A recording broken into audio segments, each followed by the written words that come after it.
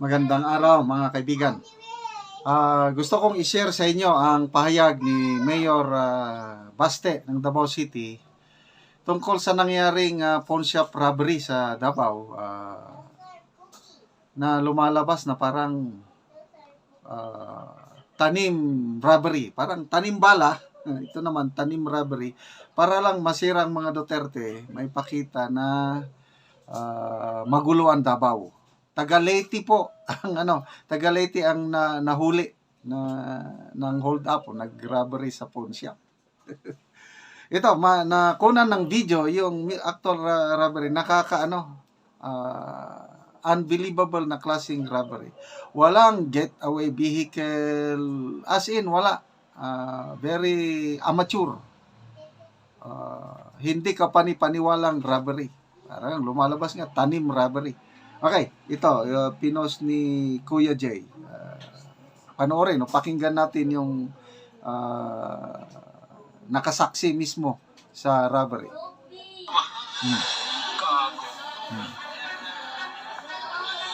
Siya kauban. Rodro? Uldap na. Hindi mo ko na yan. Hindi na uldap na. Hindi na, bangko na. Yan o, nakamotor. Bangko na, bangko. May Armalite. Luka yawoy. Alam mo, pag-inandang ng motor, oh. Uy. Garo ka di ano. Shut na. Uy, pulis to.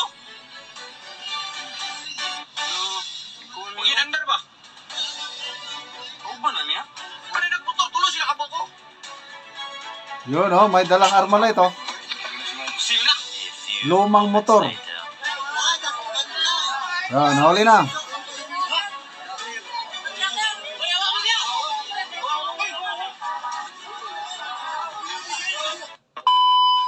Okay, so mga kababayan, si Mayor Basti Duterte ay magsasalita na po, no? Kung ano po sa palagay niya or ito. This particular incident. Ang gusto ko sana, I'd like to sound unbiased when giving out my analysis of this incident. Ang tingin ko, pwede kasi rin talaga na, that individual na galing ng Leyte, he was asked to do a job here in Davao. O kung illegal man o hindi niya alam, then doon dinala siya, yan yung ginawa nila. And it could be na sinadya. Sinadya. It's easy to pay. Madali bayaran ng isang tao para gumawa and a promise of a reward pag nagawa nila yung something, a criminal activity. Kasi sa gutom ngayon ng Pilipino, sa sobrang hirap. But on the other hand, gusto ko rin, hindi man gusto, pero there's a big possibility dahil ugok talaga tong PNP chief natin and the BBM administration is very lenient on criminals right now. Kaya it encourages criminals to do these kinds of activities. So expect talaga tayo, a lot of people are very displeased with the current peace and order situation in the entire country. So kahit naman we're doing everything that we can to secure Davao City, pero if yung PNP chief magsasalita na ang droga pampagising, what can you expect, no? On kung paano mag-behave yung mga criminals right now. It is very encouraging for them na nakikita nila na hindi talaga stricto yung presidente natin pagdating sa peace and order. So kaya makikita nyo, may maraming pangag talaga sa Facebook. They're like videos na recording themselves and posting it on social media na nagsasabo sila. Tapos pangag nakuhuli. It's all documented. The media is there. A lot of crazy things are happening in this country right now, especially crimes. And yet, ayaw umamin nito. And ang masaklap lang, yung sinabi yung statement niya, which really is very disturbing kasi sa akin, kaya binabalik ko, because prohibited yung drugs eh. It should not come out of somebody's mouth, especially when you are the chief PNP. Kung gobyerno ka, para kasing sinasabi mo, you're tolerating these kinds of activities and everything that is similar to those illegal and criminality. So ito, kaya may nagkakaroon tayo ng ganito is because lenient talaga yung ano. Wala ka mang narinig talaga ang presidente na threatening criminals. Wala talaga.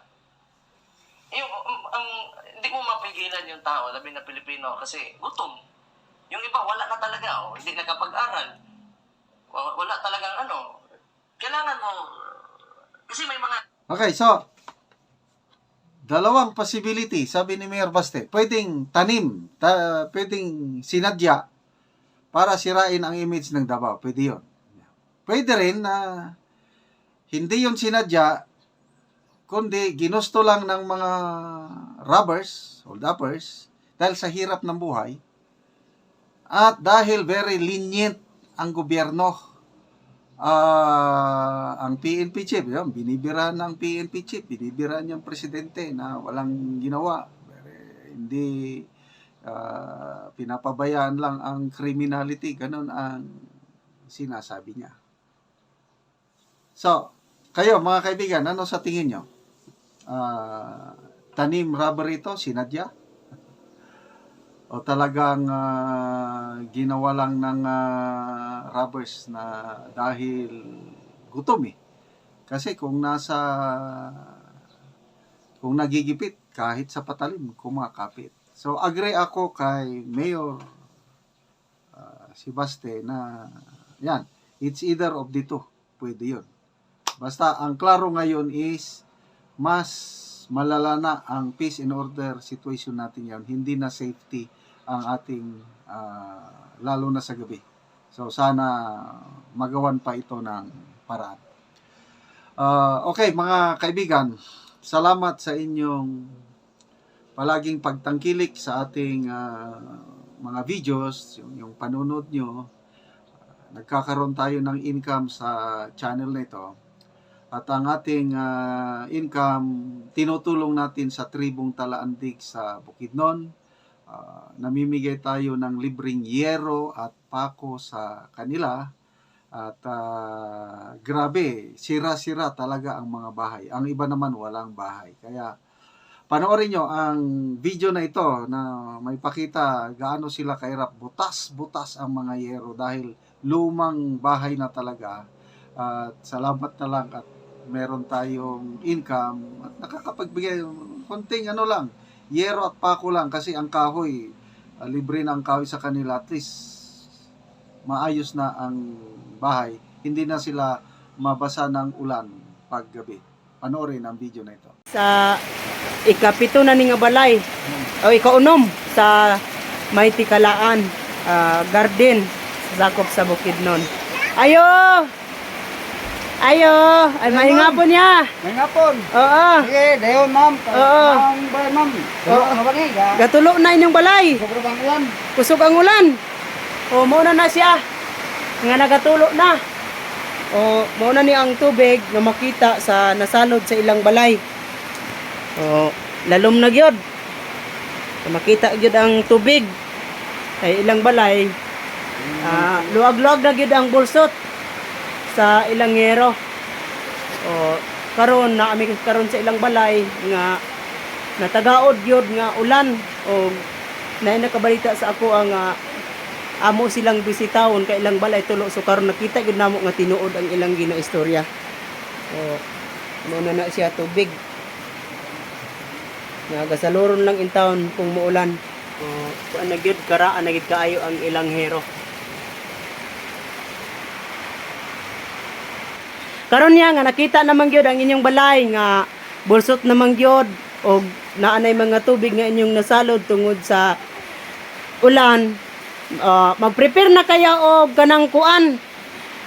Kahoy manguha na ka kay naa na mi stock nga yero, lansang, pako para sa ihatag sa inyo nga lisod ang inyong pagpuyo tungod kay tulo na inyong balay. So unsaya ang imong ika-istorya?